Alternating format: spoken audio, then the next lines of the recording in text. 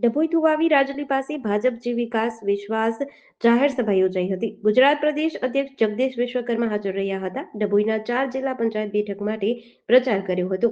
જિલ્લા પ્રમુખ બીજે બ્રહ્મભટ્ટ, શૈલેષભાઈ મહેતા, ધારાસભ્ય સહિત કાર્યકરો અને હોદ્દેદારો ઉપસ્થિત રહ્યા હતા। 13 તારીખે તાલુકા પંચાયત કચેરી બનેલ ઘટનાને લઈ ધારાસભ્ય શૈલેષ મહેતાએ કોંગ્રેસ પર પ્રહાર કર્યા હતા। કોંગ્રેસને તાલુકા પંચાયતની 2 બેઠક બિનહરીફ થતા પેટમાં દુખ્યું છે તેવું જણાવ્યું હતું। ત્યારે કાર્યકરોની ચૂંટણી જીતવા જે કરવું હોય કરજો, તમારી સાથે કંઈ થવા નહીં દઈએ તેવો વિશ્વાસ વ્યક્ત કર્યો હતો। પ્રદેશ પ્રમુખે આવતા જ કહ્યું કે બદલો તો લેવો પડે, ત્યારે ભાજપ પર જુસ્સાથી બટન દબાવી કોંગ્રેસને ભાજપની જીત બતાવજો। આ પ્રસંગે જગદીશ વિશ્વકર્માએ કહ્યું કે વડાપ્રધાન નરેન્દ્ર મોદીજીને આતંકવાદી કહેનાર કોંગ્રેસને સાખી નહીં લેવાય। કોંગ્રેસ સામે ભારે પ્રહાર સાથે પોતાનું સંબોધન આપ્યું હતું। આશરે 100 ઉપરાંત કોંગ્રેસ કાર્યકરો ભાજપમાં જોડાયા હતા। આપણે જે કંઈ કરવાનું છે એ કામો તો કર્યા છે, પણ આ ચૂંટણી કેવી રીતે જીતવાની છે એ પણ તમે સૌ જાણો છો।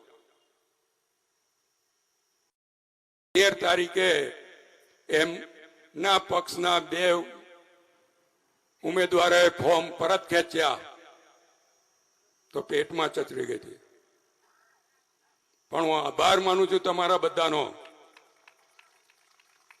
કે બીજે દિવસે આપણે એમના ગામમાં જઈને જે ફેરણી કરી એ સમગ્ર ગુજરાતે જોઈ છે। મને આવતામાં જ પ્રદેશ પ્રમુખે કીધું કે બદલો તો લેવો પડે।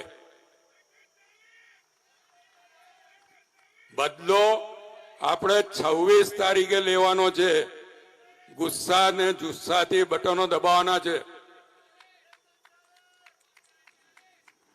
ગુસ્સા ને જુસ્સાથી બટન દબાવવાના છે। જ્યાં કમળ દેખાય એ બટન દબાવવાનું અને આપણા તમામ ઉમેદવારોને જંગી બહુમતીથી જીતાડવાના છે।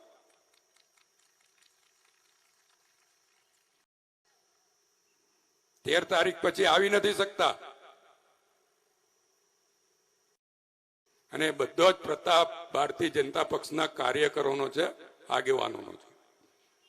હું વધારે આજે નથી કહેવા માંગતો, કારણ કે પ્રદેશ પ્રમુખ અહીંયા આપણને સંબોધવા આવ્યા છે, ત્યારે હું એમને આપના તમામ વતી ખાતરી આપું છું કે અહીંયાની જે અત્યારે 5 જિલ્લા પંચાયતના ઉમેદવારો અહીંયા બેઠા છે, 5 ઉમેદવારો જંગી બહુમતીથી જીતશે। સાથે જે 20 તાલુકા પંચાયતના ઉમેદવારો અહીંયા આવ્યા છે એ તમામ જંગી બહુમતીથી જીતવાના છે। ડભોઈ નગરપાલિકામાં ફરીવાર ભારતીય જનતા પક્ષનું બોર્ડ બેસવાનું છે। પડે કરજો, પણ આપણા તમામ ઉમેદવારોને જંગી બહુમતીથી જીતાડવાના છે। એના જે તમે કરશો એનામાં તમારી જોડે અમે તમામ ઊભા છીએ। જેમ 13 તારીખે થયું ને કોઈને કશું થવા નથી દીધું, એમ ફરીવાર પણ કોઈને કશું થવા નહીં દઈએ। જેડીસી ન્યૂઝ સાથે નિરંજન ચૌહાણ, ડભોઈ।